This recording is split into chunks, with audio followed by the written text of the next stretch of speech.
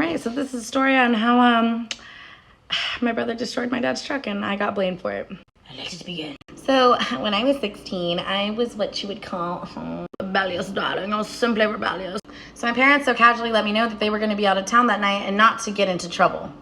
So my friend told me that there was a party, and of course I was going to go. I didn't have anybody to tell me no, so like, duh. So I guess my brother John, he overhears this conversation. He's like, I'm in. And I'm like, no, you're not. And then he's like, you don't tell me what to do, I'm gonna go. So I tell him, I'm like, okay, you can go, dude, but like, you're not coming with me, so you need to find your own ride. Assuming my friends, we show up to the party. We show up, lime margaritas in hand, Mad Dogs in the other, you know, we ready to get our drink on. And then John shows up. Now see, when me and John get together, we do the absolute most, okay? You know, so me and my brother, we start drinking, we're doing keg stands, we're playing beer pong, we're having a good time. But then I'm like, how did you get here? He goes, don't worry about it. Like for part 2. So at this point, I'm already drinking and I'm drunk, so I kind of don't give a fuck, but I'm also kind of like, you know, curious about the situation, right? So I'm like, how did you get here? I took Dad's truck. I'm sorry, you said what? You took Dad's truck? Oh, fuck no. So I started yelling at him. He's like, no, Lena, don't worry about it. It's gonna be okay. So me being the big sister that I am, I'm like, no, John, you can't drive. You're drunk. Like, no. He's like, don't worry, I'm good. So I'm like, okay, whatever. I'll just see you at home, I guess. So I finally arrived at the house. You know, I see the truck's there, so I'm like, oh, thank God. So since I saw the truck there, I didn't really worry about it, but there's all these dudes in my house. I'm like, what the fuck? So I go inside and it looks like a goddamn frat party just went down. Like there's beers and there's holes in the walls. Like what? So I start yelling at John, telling him this place is a mess. We need to clean this shit up. He's like, don't worry about it. We're gonna get it all cleaned up. It's fine. You know, we're gonna fix everything. So again, I go into big sister mode. I tell everybody, y'all need to get the fuck on out of here. You know, I gotta clean this house up before my parents go home because I'm not trying to die tonight. Mind you, it's 5 in the morning. I'm tired, so I'm cleaning up. So this is where all of the shit hits the fan, like for part 3. So I know my parents are gonna be home in about 3 hours, you know, and we're gonna have to go to church, so I go to sleep, okay? But then I start hearing this noise. You know, being that we live in the country, I'm like, okay, well maybe it's just an animal. No, not an animal. I drag my drunk ass outside. And of course, the noise has to be coming from John. That moment I wished it was an animal. So John Paul, being the brilliant person he is, I guess he hit something. So to fucking cover it up, do you know what this genius did? Frickin' boy genius decides to take a damn rake to the frickin' truck and scratch it all up and bust out all the headlights and taillights because he broke one single taillight.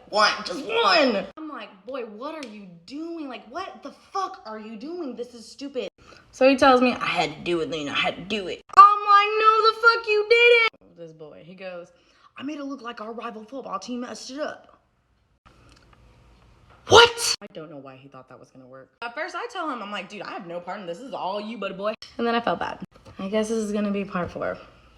So he tells me, he goes, Lena, nobody's gonna have to take the blame because I made it look like Medina Valley did it. They vandalized it. They're our rival. So I look at him and I'm like, do you actually think that that's gonna work? They're gonna be like, oh, MV, it's Medina Valley. Go figure. No.